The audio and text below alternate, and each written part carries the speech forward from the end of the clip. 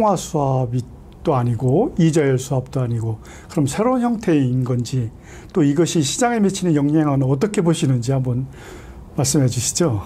우선 보도된 바로는 리포 같습니다. 리포. 리포요. 예, 예. 리포라는 건 좀 일반인들이 좀 생소할 수 있는데 하죠. 예. 제가 그걸 이렇게 손으로 좀 써왔어요. 아, 그러셨어요?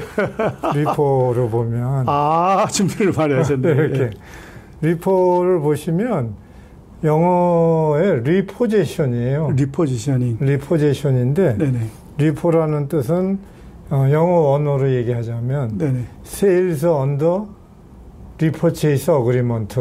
좀 쉽지 않네요. 그러니까 여기서 한자를 제가 썼어요. 네네. 여기 보시면 환매 조건부 채권이다. 예. 그러니까 이 매자는 그다음에 그 리포의 반대는 리버스 리포예요.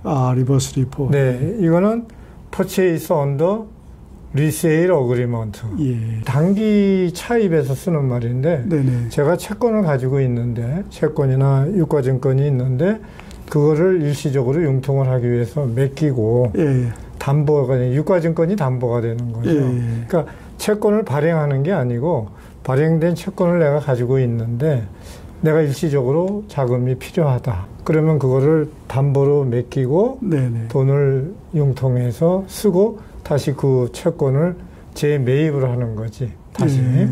그러니까 담보 채권이나 마찬가지죠. 수합을 통해서 이자만 지급하고 1,500억 불을 우리가 확보하는 그런 거하고는 좀 다른 거예요. 완전히 다르죠. 그러니까 그거는 이제 통화 수합이고 그러니까 그건 외환거래 형태고 리포는 내가 가지고 있는 유가증권을 담보로 네네. 달러를 빌리자는 거죠. 네네. 수합은 교환을 하는 거고 네네. 이거는 내가 가지고 있는 유가증권이 있는데 네네. 채권이 네네.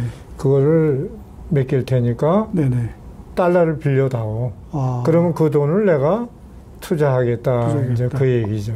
수합 형태로 접근할 것 같다 이렇게 그러니까, 예상하셨다가 이게 좀 쉽지 않으니까 말씀하신 리포 형태로 가는 거. 리포하고 수합하고의 차이는 보증의 차이인가요? 아니, 아까 말씀드린 대로 네네. 수합은 커런시 수합, 네네. 통화 수합은 외환 거래라고요. 네네. 원화 주고 달러 받는. 네네네. 그러니까 교환이지. 네네네. 그 다음에 만기가 되면 네네. 다시 그거를 역교환하는 거죠. 그러니까 외환 거래지. 그런데 리포는 네네. 그러한 외환 거래가 아니라 네네. 내가 일정한 유가증권이나 채권을 맡기고 네네. 돈을 빌리는 차입 형태예요. 그 차이가 완전히 다르죠. 신문에 나온 걸 보면 이제 한국은행이 비재무부의 어카운트를 한국은행에 열고 거기에 원화를 예금을 하면은 그에 맞는 달러를 융통해서 미국 투자에 사용하겠다 이런 뉴스인데 그게 맞나요? 그거는 아닌가요? 그건 말이 안 되는 게 원화를 담보로 달러를 빌리겠다는 거잖아요. 그렇습니다. 수합이 아니라.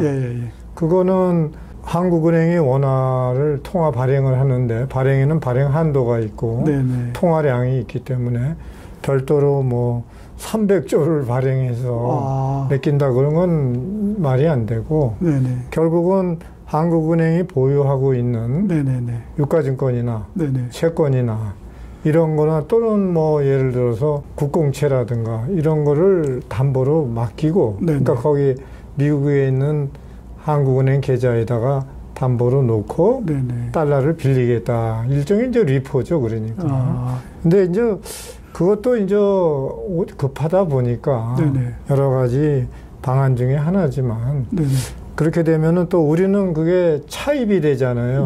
그러면 또 우리가 외채 또 한도가 있는 거고 또 그거에 대해서는 우리가 그 한도가 있는지도 또 봐야 되고. 그러니까 차입의 문제는 단순한 차입의 문제가 아니라 우리의 재정 부채가 늘어나는 거고 그러면 또 부채 비율이 또 늘어나는 거고 또 그것이 또 재정 부채 한도가 또 어떤 기준이 있는지 또 봐야 되고 그러기 때문에 제 생각에는 리포나 단순 차입으로 달러를 미국에서 빌려준다 이거는 좀 어렵다 이렇게 좀 보여집니다. 근데 신문에 나오는 기사를 보면은 아펙 회의가 시작되기 전 사인을 할 것처럼 그런 어떤 기대감을 불러일으키는데 대표님 생각은 어떠세요? 제가 볼 때 현재 그 공식적인 건 아니지만 네네. 지금 또 그저께도 급히 정책실장인가요? 네네. 안보실장이 또 다시 또 갔지 않습니까? 네. 관세 협상만으로는 네네네. 서로 간에 진전이나 타결이 어려우니까 네네. 우리는 다른 거하고 묶어서 패키지로. 협상을 하려고 하는 그런 전략으로 가는 것 같습니다. 그러면 그 우리의 패키지 협상 전략은 뭐냐? 크게 보면 4가지 정도로 정리가 됩니다.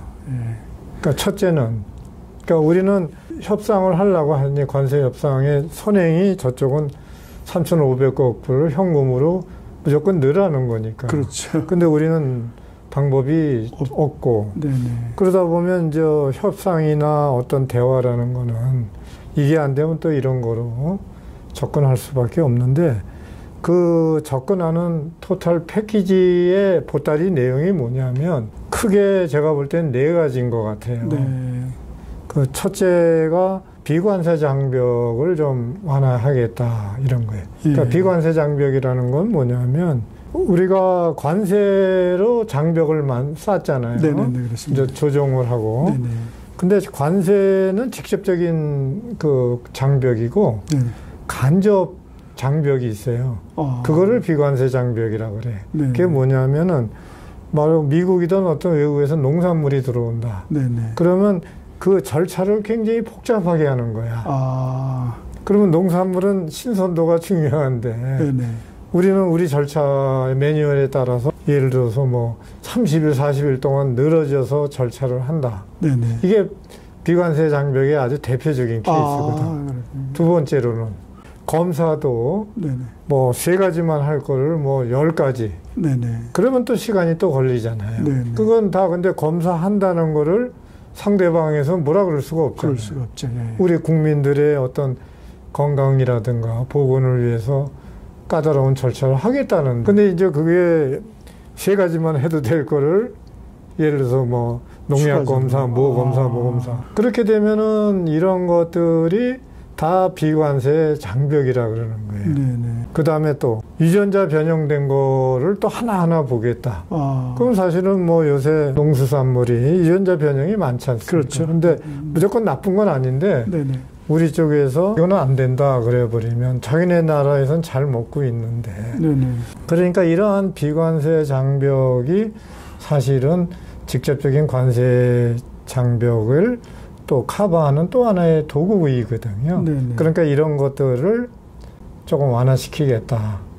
미국에서 들어오는 네네. 모든 농수산물, 네네. 농축산물에 대해서는 비관세 장벽을 뭐 아주 획기적으로 줄이거나 네네. 뭐 그런 게 이제 있을 수가 있죠. 네. 연령이 뭐 30개월 미만만 소고기를 수입하더라도 통관 절차를 뭐 축소한다든가. 그러니까 이러한 비관세 장벽을 하는 문제. 네네. 두 번째로는 전시작전권을 우리가 가져오겠다. 그 대신. 협상에 이제 이게 패키지를 하는 거니까. 그 다음에 이제 우리가 또 대두도 수입하겠다 그랬지 않습니까? 네네. 그러니까 대두 수입도 중국에서 막은 거를 전액을 우리가 수입하고. 네네. 그리고 이제 비관세 장벽을 완화하고 그러면서 통화 수업을 하자 예를 들어서 예. 또는 리포를 하자 이렇게 할 수는 있지 않습니까? 네. 2가지가 남아 있는데 우리나라의 최대 그 수건 중에 하나예요. 과거부터 네네. 뭐냐면 고준위 핵 폐기물 있지 않습니까? 예. 지금 핵 폐기물 지금 우리가 쌓여가는데 지금 처리가 안 되고 있잖아요. 네네네. 거기다가 사실은 그 핵 폐기물 중에 고준위 핵 폐기물은 사실은 재활용을 하면 네. 70%의 정도가 재활용의 에너지가 나온다고.